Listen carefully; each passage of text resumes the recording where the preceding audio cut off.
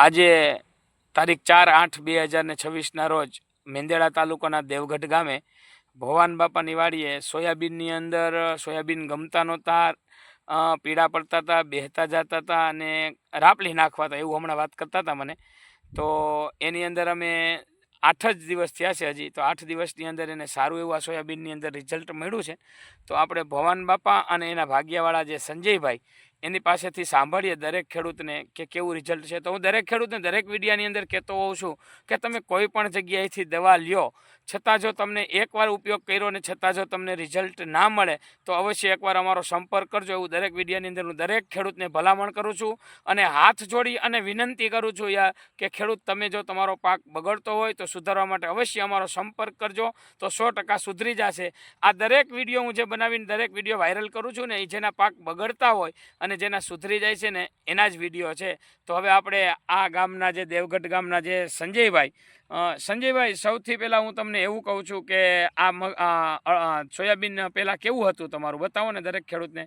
પેલા આવા છોડવા હતા, પછી અમને નથી ગમતું, પછી પ્રફુલભાઈ એમની દવા લીધી એટલે આવી સોયાબીન થઈ. કેવું થઈ ગયું લાઈવ બતાવો, કેવું છોડ ઉપાડો, છોડ ઉપાડ્યો, છોડને ઉપાડો છોડને. આ બતાવો દરેક ને બે નો ડિફરન્સ બતાવો, આમ ડિફરન્સ બતાવો આવી રીતે. જુઓ કેટલા દિવસનો ડિફરન્સ છે સંજીભાઈ? આ છે 8 દિનનો. 8 દિવસનો ડિફરન્સ છે. અમારી દવાનો છંટકાવ કર્યો ત્યારે કેટલા દિવસે સંજીભાઈ તમને એવું લાગવા માંડ્યું હતું કે આનું રિઝલ્ટ મળી ગયું? એમ ચોથે દિવસે ખબર પડી ગઈ હતી કે રિઝલ્ટ મળી ગયું, બરાબર ને? તો છાંટી હતી દવા એને કેટલા દિવસ થયા? આજે 8 દિવસ થયા. 8 દિવસ થયા છે, બરાબર ને? તો તમારા જે શેઠ જે ઓલા ભાઈ હમણાં આપણે ગામમાં મળ્યા હતા, તો એ તમને કઈ કહેતા હતા કે દવાનું રિઝલ્ટ મળી ગયું કે શું કહેતા હતા ને? હા, પેલા કહેતા હતા આ પાડી નાખે નથી ગમતી ને એમ, એટલે પછી તમારી પ્રફુલભાઈ ની દવા લીધી એટલે આટલો અમને રિઝલ્ટ મળ્યો એમ. આજે ભવાન બાપા પાસેથી આપણે સાંભળીએ કે ભવાન બાપા અમારી દવાનું જે રિઝલ્ટ મળ્યું છે એ દવા વિશે શું કહે. ભવાન બાપા શું કહો છો તમે? બોલો, દરેક ખેડૂતને ભલામણ કરો. મેં 10 તારીખે સોયાબીન વાવ્યું હતું. વાવ્યા પછી એકદમ નબળું ઉગ્યું હતું અને એમ પાડી નાખવાનો વિચાર હતો. પછી વરસાદ પછી પ્રફુલભાઈનો મેં દુકાનનો સંપર્ક કર્યો, એને દવા મોકલી અને કીધું કે બાપા આ દવા તમે છાંટો, એનાથી તમને ફાયદો થાય અને કમ્પ્લીટ કોરામણ આવી જાય તમારા સોયાબીનમાં. છાંટ્યા પછી ચોથે દી અમને ફેર લાગ્યો એટલે અમે રૂબરૂ પછી બોલાવ્યા પ્રફુલભાઈને મારા ખેતરે કે તમારો ખૂબ ખૂબ આભાર.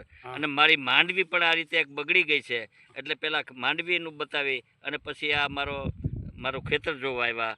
હું દરેક ખેડૂતને હું ભલામણ કરું છું કે તમારો સોયાબીન કે મગફળીનો પાક બગડ્યો હોય તો પ્રફુલભાઈનો સંપર્ક કરજો, તો સુધરી જાય ને બાપા. મને 100% શ્રદ્ધા છે, પ્રફુલભાઈમાં શ્રદ્ધા છે કે સુધરી જાય. એ કોઈ કોમર્શિયલ માણસ નથી. મેં મારી જાત અનુભવથી કહું છું. હું બહુ ઠબલાણો મગફળી માટે અને મેં 3000 રૂપિયાની દવાઈ વાપરી મગફળીમાં પણ રિઝલ્ટ ન મળ્યું. પ્રફુલભાઈએ આ સોયાબીનનું મને રિઝલ્ટ આવ્યું એટલે મેં બધાને તમને ખેડૂતને ખાસ ભલામણ કરું છું કે તમારો પાક નબળો હોય, તમારો પાકમાં રિઝલ્ટ ન મળતું હોય તો પ્રફુલભાઈનો સંપર્ક કરજો, તો બાપા એને રિઝલ્ટ મળશે. 100% મળશે, બરાબર ને? તમને કેવું રિઝલ્ટ મળ્યું? મને 100% રિઝલ્ટ મળ્યું. સોયાબીનની અંદર સોયાબીનમાં મળ્યું અને માંડવીમાં મને કાલ હું દવા લાવવાનો છું. મને તે ચોથે દિવસે તમારે માંડવી તમારી કુણેપ કરી જાય અને કોરાઈ જાય. 100% બાપા એવું જ રિઝલ્ટ મળે. એનો વિડીયો આપણે વાયરલ કરશું, દરેક ખેડૂતને બતાવશું, બરાબર ને?